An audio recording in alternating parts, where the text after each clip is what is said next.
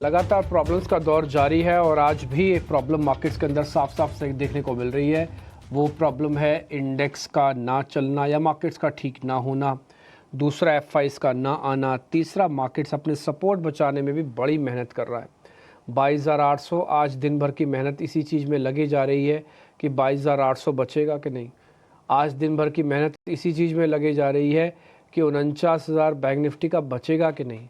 आप ये सोचो कि छोटी छोटी सी खुशियाँ हैं। आप क्या टेस्ट कर रहे हो? 15% टूटने के बाद अभी भी हम ये उम्मीद में जगे हुए हैं कि 22,800 बचेगा कि नहीं, है ना। फ्रेश शॉर्ट्स आपके स्क्रीन पर दिख रहे हैं। 107 पॉइंट टूटा मार्केट और करीब 1.5 लाख कॉन्ट्रैक्ट हैं। Same with the bank Nifty 450 point टूटा मार्केट, 1.5 लाख कॉन्ट्रैक्ट इसमें भी जुड़े। तो बैंक निफ्टी की शॉर्टिंग ज़्यादा एग्रेसिव है एज़ कम्पेयर टू निफ्टी की शॉर्टिंग से। दूसरा पॉइंट, प्रीमियम्स तो अभी भी अवेलेबल्स हैं बट प्रीमियम श्रिंक आउट होते हैं।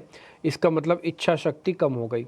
ये तो हो गया डेरिवेटिव शीट जो आपके उस सामने दिख रही है। दूसरा, इसके पीछे सबसे बड़ी वजह तो आपको पता ही है कि वो एफआईज की होल्डिंग्स का ना होना है। इसके पीछे की और भी बड़ी वजह है, ऐसा नहीं कि सिर्फ एफआईज को ही सारा क्रेडिट दिया जाएगा। इसके पीछे की वजह है कि अच्छी अर्निंग्स नहीं रही। इसके पीछे की वजह है कि टैरिफ वॉर अपने सुप्रीम पे चल रहा है। इसकी वजह यह है कि ग्लोबल मार्केट से कोई आप प्रॉपरली सिंक नहीं कर रहे हैं।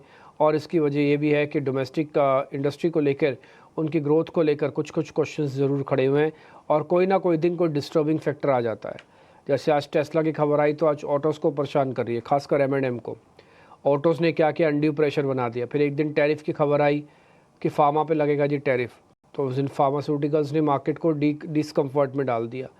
तो ऐसे कुछ मार्केट के अंदर हर रोज़ कहीं से ना कहीं से कुछ ना कुछ आ ही रहा है, जिसकी वजह से मार्केट को impact on the down side ज़्यादा होता है और द अप साइड थोड़ा कम हो रहा है। अगर हो भी रहा है तो वन डे एपिसोड बन के निकल रहा है, क्योंकि फॉलो अप बाइंग नहीं है।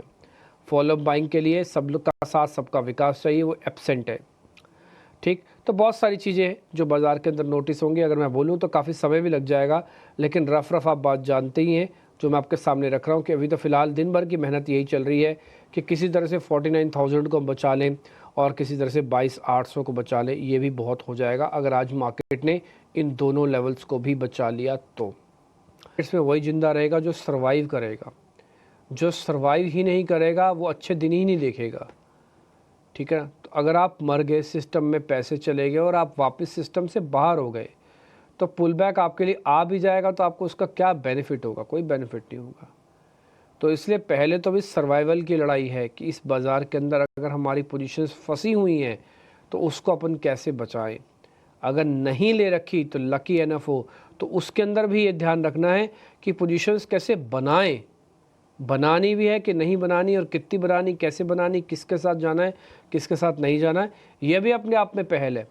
12% टूटने के बावजूद भी अगर चुनाव करना पड़ रहा है ना बाज़ार में कि क्या खरीदें और क्या छोड़ दें, तो ये भी अपने आप में एक टफ स्टांस है। तो ऐसा नहीं है, फंसे वालों का तो मैं समझ सकता हूँ कि वो फंसे हुए हैं, उनके पास तो ऑप्शन ही बेचारों का लिमिटेड है। लेकिन जिन्होंने नहीं लिया ना, उनके पास भी मुश्किल ज़्यादा है। अब हम बातचीत करते हैं आज के मान से। मोतीलाल मैन फ्रॉम मोतीलाल ओसवाल, चंदन तापड़िया इस बीच हमारे साथ जुड़ रहे हैं, उनसे ज़रा करते हैं बातचीत। चंदन सर, बहुत बहुत शुक्रिया, थैंक यू वेरी मच समय देने के लिए। देखते ही देखते सर पूरा हफ्ता निकल गया। हम दो कैंपों में बटे हुए हैं। पहला कैंप ये कहता है कि खुशी मनाओ, 22,800 हम नहीं तोड़ रहे, उसके आसपास है। दूसरा कैंप ये कहता है कि क्या खुशी मनाएं, एक बार हमने 23,000 को छोड़ा तो 23,000 भी नहीं पा रहे। 23,300, 500, 800 की तो क्या बात करेंगे, पहले 23,000 तो दिखा देते। तो मार्केट एक काफ़ी नैरो रेंज के अंदर आके फंस सा गया है और इसमें बार बार अपने लोस को टेस्ट करें, जो कि अच्छी बात नहीं है। एक बार सर आपका टेक पहले निफ्टी पे दीजिएगा, फिर बैंक निफ्टी पे सर। बिल्कुल, देखिए धन्यवाद, नमस्कार डिम्पी, सभी दर्शकों का भी अभिवादन। बाजार है होल्ड नहीं कर पा रहा है, 23,000 पे बार बार हर्डल ले रहा है। बट साथ में ये भी देखें तो नीचे में 23,725 से लेके 23,750 के बीच में बार बार बाइंग आ रही है। तो आपने बिल्कुल सही कहा कि बाजार में ट्रेड्स को हावी नहीं होने दो। मेरा ऐसा मानना है कि जब आप क्रिकेट में प्ले करते हो, तो जब फुल टॉस और बाउंसर आते हैं, आपका एम रहता है मैं विकेट कैसे बचाऊं। और जब आपको लूज बॉल आती है, तो आपका एम के रहता है कि बॉल को कैसे सीमा रेखा के पार 4 और 6 के लिए निकालूं। तो बाजार में भी इसी तरह से आपकी रणनीति बननी चाहिए। कुछ फुल टॉस और बाउंसर ऐसी होती है जहां पे आप अपने आप की कैपिटल को बचाओ, वो सफिशिएंट रहता है। तो मेरे हिसाब से हम उसी टाइम पे जहां पे मोमेंटम बिल्ट नहीं हो रहा है, हम एक दायरे में काम काज कर रहे हैं, काफी सेलेक्टिव स्टॉक्स मोमेंटम में है, इंडेक्स है वो लोअर टॉप लोअर बॉटम का सीक्वेंस बना रहा है, हम बार बार सपोर्ट ले रहे हैं, तो एक्साइटमेंट आता है कि क्या बाजार में बॉटम बन गया है, बट साथ में कंसर्न ये है कि रेजिस्टेंस पार नहीं कर पा रहा। और मेरा हमेशा ही मानना है कि इमीडिएट स्ट्रक्चर नेगेटिव हो या मंदी का मार्केट हो, तो रेजिस्टेंस पार करने से एक्साइटमेंट हो, और मंदी का तेजी का मार्केट हो तो सपोर्ट होल्ड करने में एक्साइटमेंट होना चाहिए। तो मेरे लिए इंपॉर्टेंट ये है कि रेजिस्टेंस पार करे, क्योंकि रेजिस्टेंस पार नहीं कर पाएगा तो एक दिन यदि मान लो मोमेंटम बिगड़ा तो लेवल तोड़ के डाउन साइड के लेवल छू जाएगा। तो इन्हीं सब तथ्यों को ध्यान में रखते हुए कोशिश सलाह रहेगी, जब तक 23,050 के ऊपर बाजार नहीं टिकता है, अपसाइड केप रहेगी, नीचे में झटके आते रहेंगे। मेरा ऐसा मानना है कि 22,660 एक मेजर लेवल का काम करेगा, जो पूरे इस रैली का लगभग 38.2% रिट्रेसमेंट है। तो कहीं ना कहीं बाजार नीचे की तरफ डिप्ट हो रहा है और 22,660 के लेवल की तरफ हमारा ध्यान रहेगा।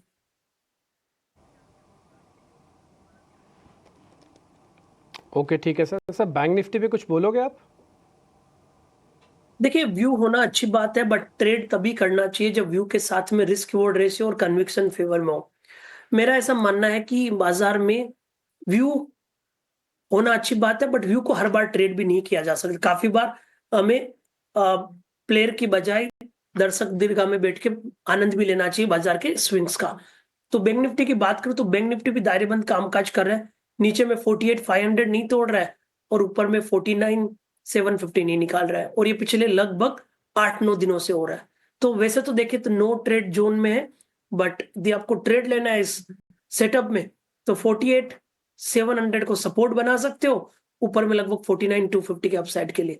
सो 48,700 से लेके 49,250 ये लगभग 550 पॉइंट का दायरा हो गया बैंक निफ्टी में। ब्रॉडर रेंज की बात कर रहे हो तो 48,500 से लेके 49,750 ये बैंक निफ्टी का ब्रॉडर रेंज रहेगा। तो नो ट्रेड जोन में है, और निफ्टी है हल्का सा नेगेटिव बायस में है, और इन लेवल को ध्यान में रख के आपको ट्रेड की सलाह रहेगी। ओके ठीक है, तो निफ्टी पे टारगेट्स आपको मिल गए हैं। बैंक निफ्टी पे तो फिलहाल अभी रेंज का एक ट्रेड है, दोनों ही ट्रेड हमने आपके सामने रख दिए हैं, आप इसको जरा नोटिस कीजिएगा। 49,250 तक हम एक ट्रेड बनता है हमारा, और ये निफ्टी पे है, और 666 है, और ये 23,000 का स्टॉप लॉस फिलहाल के लिए मुश्किल दौर है। ये पार होने पर ही बाज़ार में कुछ तेज़ी आएगी, नहीं तो थोड़ा सा देखिए देखभाल के काम कीजिएगा। बैंक निफ्टी पे हल्का फुल्का पुल बैक आ जाए तो आ जाए। कुल मिला के अभी आपको कोई बड़ा सौदा लेना नहीं है। No aggression, no depression, by right and sit tight, and third is accommodation का स्टांस। जब भी कोई बड़ा डिप आए धीरे धीरे करके थोड़ा बहुत माल ले सकते हो। ये 3 प्रिंसिपल्स को अच्छे से फॉलो करना है।